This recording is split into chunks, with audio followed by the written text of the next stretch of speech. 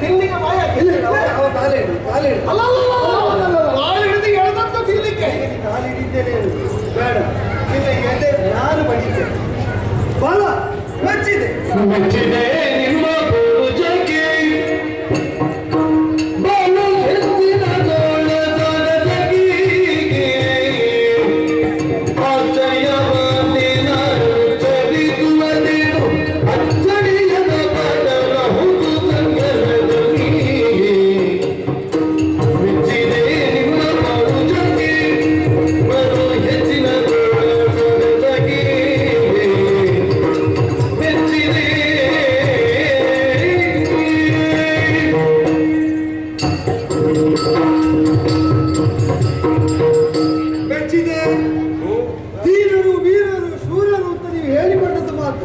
ಅದರ ಪ್ರಮಾಣ ಪರಿಮಾಣಗಳೆಷ್ಟು ಅಂತ ಅರಿವಿಗೆ ಬಂದದ್ದು ಈ ಕಾಲದಲ್ಲಿ. ಏನು ಹೊಡೆತ, ಏನು ಬಡಿತ, ಏನು ಹೋರಾಟ, ಏನು ಬಡಿದಾಟ, ಏನು ಈಗ ಗೊತ್ತಾಯ್ತಲ್ಲ. ಏನು ಮಾಡ್ತಾ ಇದ್ದೀರಿ? ನಿಮಗಾದ್ರೂ ಗೊತ್ತಾಯ್ತು? ನಮಗೆ ಕೆಲವು ಸಲ ಗೊತ್ತೇ ಆಗುದಿಲ್ಲ. ಕೆಲವು ಸಲ ಗೊತ್ತೇ ಆಗಲಿಲ್ಲ. ಅದು ಹೊಡೆದೇನು ನನಗೆ ಗೊತ್ತಾಯ್ತು. ಏನು ಗೊತ್ತಾಯ್ತು? ನಿಮ್ಮ ತೋಳಲ್ಲಿ ಲೆಕ್ಕಕ್ಕಿಂತ ಹೆಚ್ಚು ಉಂಟು. ಹೌದು, ಲೆಕ್ಕ ಮಾಡುವುದಕ್ಕೆ ಆಗದಷ್ಟು ತೋಳ ಸಾಹಸ ಅದ್ಭುತ, ಆಶ್ಚರ್ಯ ಅಂತೆ. ನಿಜವಾಗಿ ಹೇಳಲಿಕ್ಕೆ ಸಾಧ್ಯ ಆಗುವುದನ್ನು ನೀವು ಮಾಡಿದ್ದೆ ಅಲ್ಲ, ಇದನ್ನು ಹೇಳಲಿಕ್ಕೆ ಸಾಧ್ಯವೇ ಇಲ್ಲ. ಹೌದೌದು, ಅನಿರ್ವಚನೀಯವಾದ, ಅದ್ಭುತವಾದ, ಅಮೋಘ, ಅದ್ವಿತೀಯವಾದ. ಹೇಳಲಿಕ್ಕೆ ತುಂಬ ಹೇಳುವುದು ಸಾಧ್ಯ, ಎಲ್ಲ ಪೂರ್ತಿಯಾಗಿ ಯಾವುದನ್ನು ಬಿಡಿಸುವುದಿಲ್ಲ. ಹೀಗೆ ಅರ್ಥ ಆಯ್ತಲ್ಲ. ನನಗಾದ ಸಂತೋಷದಿಂದ ನಿಮಗೆ ನೀವಿಷ್ಟು ಕೊಟ್ಟು ನನ್ನ ಸಂತೋಷ ಕೊಟ್ಟು ನನ್ನನ್ನು ಹರ್ಷಿತನನ್ನಾಗಿಸಿದ್ದಕ್ಕೆ ಪ್ರತಿಫಲವ ನಿಮಗೆ ಏನಾದರೂ ಕೊಡಬೇಕು. ಏನು ಬೇಕು? ಏನು ಬೇಕು ಕೇಳದಲ್ಲಿ ಕೈ ಸಾಗದೆ ಬಿದ್ದು ಈಗ ಎಂತ ಮಾತಾಡ್ತಿದ್ದೀನು? ಕೊಡುವುದಂತೆ ಕೊಟ್ಟಿಯ ಎಂತದ್ದು ಗೊತ್ತಾಯ್ತು? ಅವರಿಗೆ ಬೇಕು, ಯಾರಿಗಾದ್ರೂ ಅವರಿಗೆ ಸ್ಥಾಪಿಸುವುದು ಏನಿಗೂ ದೊಡ್ಡವರು ನಾವು ಏನೋ ಪ್ರಕ್ರಿಯೆಯಲ್ಲಿ ಉಂಟು, ಅನಿವಾರ್ಯ ಹೌದು ಅಂತಾದ್ರೆ ನೀ ಕೇಳಬೇಕು ಬಿಟ್ಟು ನನಗೆ ಸಣ್ಣವನಾಗ್ತೇನೆ ಅಂತ ಅಳುಕೂ ಇಲ್ಲ, ಭೀತಿಯೂ ಇಲ್ಲ. ಆದರೆ ಕೊಟ್ಟು ದೊಡ್ಡವರಾಗುವಲ್ಲಿ ಮೊದಲೇ ಬೇಕಾದದ್ದು ಉಂಟು, ಕೊಡುವ ಮನಸ್ಸುಂಟು. ಕೊಡ್ತೇವೆ ಅಂತ ಆಡಿದ ಮೇಲೆ ಆ ಮಾತಿನಲ್ಲಿ ದೃಢತೆ ಉಂಟು. ನನಗೆ ದೃಢ ಆಗದೆ ನಾ ಕೇಳುವುದಕ್ಕೆ ನನಗೆ ಸಣ್ಣವಾಗುವುದಕ್ಕೆ ಆಕ್ಷೇಪ ಏನು ಬೇಕು? ಅದಕ್ಕೆ ಕೈ ತಟ್ಟಿ ಭಾಷೆ ಕೊಡು. ತಲೆಗೆ ಹೊಡೆದ್ರೆ ಅದು ಈಗ ಬುದ್ಧಿ ಹಾಕೋರು. ನನ್ನ ತಲೆಗೆ ನಿನ್ನ ತಲೆಗೆ ವಿಗತ ಬರುವುದಾದರೆ ನಿನ್ನ ಅಂತರಂಗ ನೀ ನಿಷ್ಠ ಎಂಬುದನ್ನು ನಿನ್ನ ಹಸ್ತ, ಆ ನಿಷ್ಠೆಗೆ ಅನುಗುಣವಾಗಿ ನನಗೆ ಕೊಡ್ತಿ ಎಂಬುದಕ್ಕೆ ನನ್ನ ಹಸ್ತ, ಅದೆರಡು ಒಂದಾಗಬೇಕು. ನೀವು ನಾನು ಒಂದಾಗಬೇಕು. ನೀನು ಕೇಳಿದ್ದನ್ನು ನಾವು ಯಾವ ಕಾಲಕ್ಕೂ ಪಡದೆ ಇರುವವರಲ್ಲ.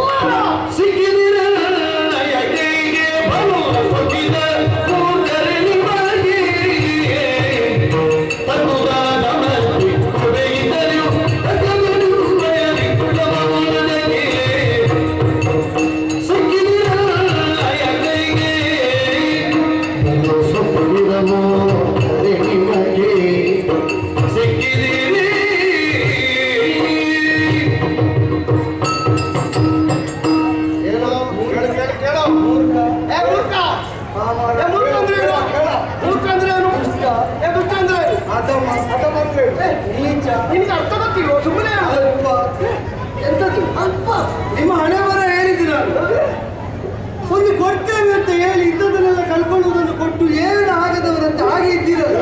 ಸ್ವಲ್ಪ ಆದ್ರೂ ಬುದ್ಧಿ ಇದ್ದರೆ ಸ್ವಲ್ಪ ನೀವು ಒಂದು ಮಾತಿನ ಮೂಲಕವಾಗಿ ಸಿಕ್ಕಿ ಬೀಳಿಲ್ಲ. ಎಂತದ್ದು ಸಿಕ್ಕೊಳ್ಳು ಅಷ್ಟೇ ಆಗಲಿಲ್ಲ, ಹೋಯ್ತಲ್ಲ, ಮುಗಿಯಿತಲ್ಲ ನಿಮ್ಮ ಜೀವ. ನಾನೀಗ ಕೇಳುವುದು ಅದನ್ನೇ.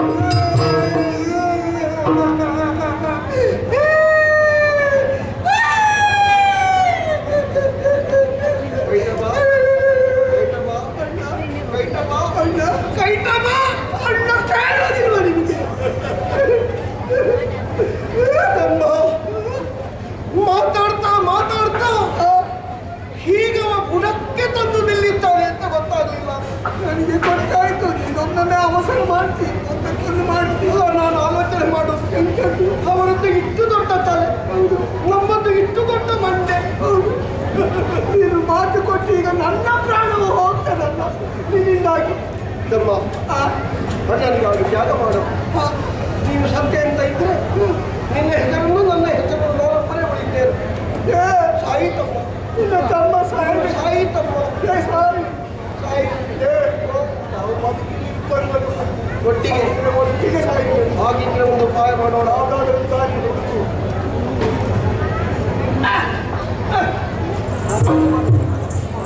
ದೊಡ್ಡವರಾಗಿ ಕೊಟ್ಟರೆ ಅಂದ್ರೆ ಸಾಕು, ಕೇಳಿದ ತಕ್ಷಣ ಕೊಡಬೇಕು. ಕೊಡ್ಲಿಕ್ಕೆಲ್ಲ ನಾವು ಹಿಂದೆ ಹೋರಲ್ಲ, ಕೊಡ್ತಾರೋ ಏನು ಕೊಟ್ಟು ಪಡೆದೆ. ಈಗ ಬೇಕಾದದ್ದು ಜೀವ, ಅದನ್ನು ಪಡೆಯಲು ನಿಲ್ಲುವುದಿಲ್ಲ ಅಂತ ಸ್ಪಷ್ಟ ಉಂಟು. ನೀನು ನಮ್ಮ ಪ್ರಾಣವನ್ನು ತೆಕ್ಕೊಳ್ಳುವುದೇ ಹೌದು ಅಂತಾದ್ರೆ ನೀವು ಕೊಟ್ಟಲ್ಲಿಗೆ ತೆಕ್ಕೊಳ್ಳುವುದೇ ನಮ್ಮ ಆಶಯ. ಹಾಗೆ ನೀನು ತೆಕ್ಕೊಳ್ಬೇಕು. ನನಗೆ ಆಗ್ತದೆ ಇವತ್ತೊಂದು ಪರೀಕ್ಷೆ. ಹೌದು, ಏನಾಶೆ? ಇದು ನೀರರಾಶಿ. ಹೌದು, ಈ ನೀರರಾಶಿಯ ಮೇಲೆ ನಮ್ಮ ಪ್ರಾಣವನ್ನು ನೀನು ತೆಕ್ಕೊಳ್ಳುವಾಗ ನಮ್ಮ ದೇಹಕ್ಕಾಗಲಿ ನಮ್ಮ ಯಾವುದೇ ಒಂದು ಭಾಗಕ್ಕಾಗಲಿ ಒಂದು ಬಿಂದು ನೀರು ಸೋಕದ ಹಾಗೆ ನಮ್ಮ ಜೀವ ತೆಕ್ಕು. ಸಾಯುವ ಸಂದರ್ಭದಲ್ಲಿ ನಮ್ದು ತಪ್ಪು ನೀರು ಇರಬಾರ್ದು. ನೀರಿಲ್ಲದ ಸ್ಥಳದಲ್ಲಿ ನಮಗೆ ಸಾಯುವುದಕ್ಕೆ ಉಂಟು, ನೀರಿಲ್ಲದ ಸ್ಥಳದಲ್ಲಿ ನಮ್ಮನ್ನು ಸಾಯಿಸುವುದಕ್ಕೆ ನಿನಗುಂಟು.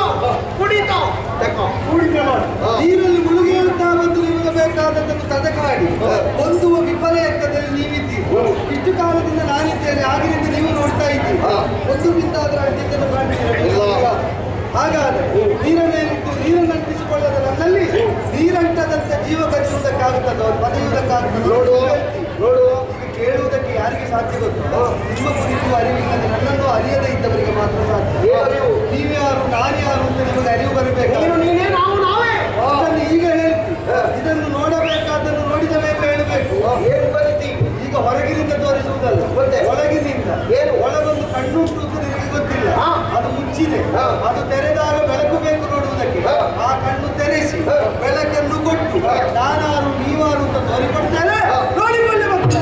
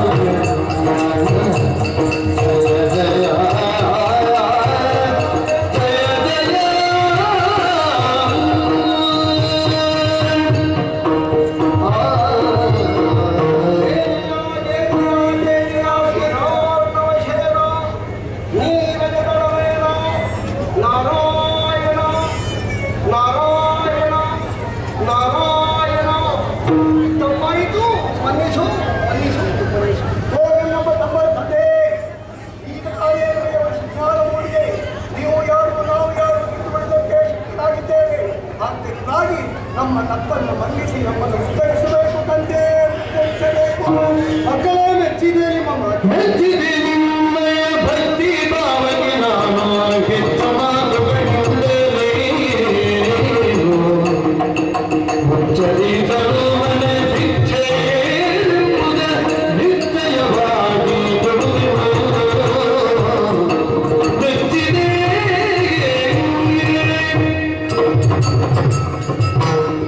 ನೀವಾರು ಎಂಬುದನ್ನು ಅರಿತಾಗ ನಿಮ್ಮ ಉಗಮಕ್ಕೆ ಕಾರಣ ಸ್ಥಾನದಲ್ಲಿ ನಾನಿದ್ದೇನೆ ಎಂಬುದನ್ನು ತಿಳಿದಿದೆ.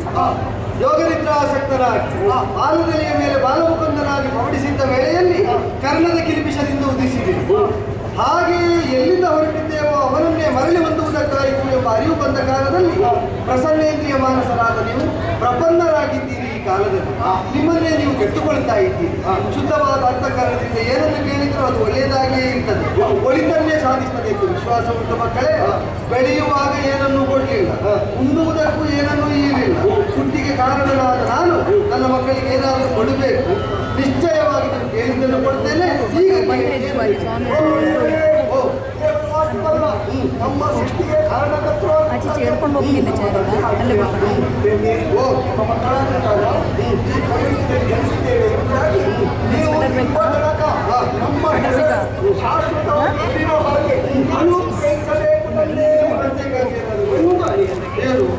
ತಪ್ಪೇ ಆದರು, ತಪ್ಪಿಸುವುದಕ್ಕೆ ಆದರು, ತಪ್ಪನ್ನೇ ಆದರು ಆಡಿದ್ದು ಹೋದಲ್ಲ. ನೀರಿರುವ ಸ್ಥಳದಲ್ಲಿ ಸಾಯಬೇಕು ನಮ್ಮ ಹೆಸರು ಅದೊಂದನ್ನು ತೋರಿಸು. ನಿರಾಳವಾಗಿ ನಾವು ಕಣ್ಣುಮುಚ್ಚುತ್ತೇವೆ. ಜೀವಕ್ಕೆ ಆಶ್ರಯವಾದಂತಹ ವಿಶಿಷ್ಟವಾದ ಜಲರಾಶಿ ನಾರ ಅಂತ ಇದಕ್ಕೆ ಹೆಸರು. ಇದರ ಮೇಲೆ ಅಯನ ಮಾಡುವುದರಿಂದ ನನಗೆ ನಾರಾಯಣ ಅಂತ ಅಭಿಧಾನ ಬಂದದ್ದು. ಜೀವಾಶ್ರಯವಾಗಿ ನಿಮ್ಮ ಉತ್ಪತ್ತಿಗೂ ಅದೇ ನೆಲೆ ಕಾರಣ ಸ್ಥಾನದಲ್ಲಿ ನಿಂತಿತ್ತು. ಈಗ ನೀವು ನಿಮ್ಮನ್ನೇ ನನಗೆ ಒಪ್ಪಿಸಿಕೊಳ್ತಾ ಕೀರ್ತಿಯನ್ನು ಶಾಶ್ವತವಾಗಿಸುವ ಬಯಕೆಯನ್ನು ವ್ಯಕ್ತಪಡಿಸ್ತಾ ಇದ್ದೀರಿ. ಜನರ ಶೋಕದ ವಿಧಾನದಲ್ಲಿ ಪ್ರಾಣಾರ್ಪಣೆ ಮಾಡಬೇಕು ಅಂತ ಕೇಳಿದ್ದೀವಿ. ಒಳ್ಳೆಯದು. ಭವಿಷ್ಯದಲ್ಲಿ ಉದಿಸುವಂತಹ ಪಾಂಚಭೌತಿಕವಾದ ಪ್ರಪಂಚದಲ್ಲಿದ್ದ ಜೀವರಾಶಿಗಳಿಗೆ ನಿಮ್ಮ ಈ ಉಗಮ, ವ್ಯವಹಾರ, ವಿನಾಶ ಒಂದು ರೂಪಕವಾಗಿ ಪಾಠವಾಗಬೇಕು. ಕರ್ಮದ ಕಿಂಬಿಷದಿಂದ ಉದಿಸಿದ ಮೂಲಕ್ಕೆ ತಮ್ಮನ್ನು ತಾವು ಒಪ್ಪಿಸಿಕೊಂಡ ಕಾಲದಲ್ಲಿ ಶಾಶ್ವತವಾದ ಸದ್ಗತಿಯನ್ನು ಹೊಂದುತ್ತಾರೆ ಎಂಬ ಅರಿವು ನಿಮ್ಮ ಉಗಮದಿಂದ ಅವರಿಗೆ ಮೂಡಿತು ಅಂತಾದರೆ ಹುಟ್ಟಿದವರು ಬದುಕಬೇಕು ಯಾಕೆ, ಹೇಗೆ ಮತ್ತು ಹೊಂದಬೇಕಾದದ್ದು ಯಾವುದನ್ನು ಎಂತು ಎಂಬುದು ಅವರಿಗೆ ನಿದರ್ಶಕವಾಗುತ್ತದೆ. ಅದನ್ನು ಪಾಠವಾಗಿ ನಿಮ್ಮ ಬದುಕಿನಿಂದ ನೀವು ರೂಪಿಸಿಕೊಡ್ತೀರಿ ಅಂತ ಖಚಿತವಾಗಿ ನಿಮ್ಮನ್ನು ಬಂದು ಕಳೆದ ಮೇಲೆ ನಿಮ್ಮದೇ ಆದ ಮೇಧಸ್ಸಿನಿಂದ ಅಥವಾ ಜಲಸಮ್ಮಿಶ್ರಿತವಾದ ಸ್ಥಿತಿಯಲ್ಲಿ ಪಾಂಚಭೌತಿಕವಾದಂತಹ ಪ್ರಪಂಚವನ್ನು ನಿರ್ಮಿಸಿ ಅದಕ್ಕೆ ಮೇದಿನಿ ಅಂತ ನಾಮಕರಣ ಮಾಡ್ತೇವೆ.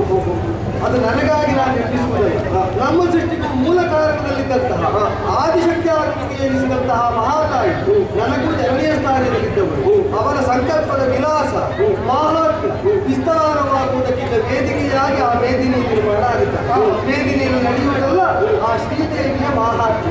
ಅದಕ್ಕಾಗಿ ನಿಮ್ಮ ಮೇಧಸ್ಸನ್ನು ವಿನಿಯೋಗಿಸ್ತಾ ನಿಮ್ಮ ಕೀರ್ತಿಯನ್ನು ಶಾಶ್ವತವಾಗಿಸ್ತೇವೆ. ಅಲ್ಲಿಗೆ ಕೀರ್ತಿ ಶಾಶ್ವತವಾಗಬೇಕು ಎಂಬ ಈಡೇರುತ್ತೆ.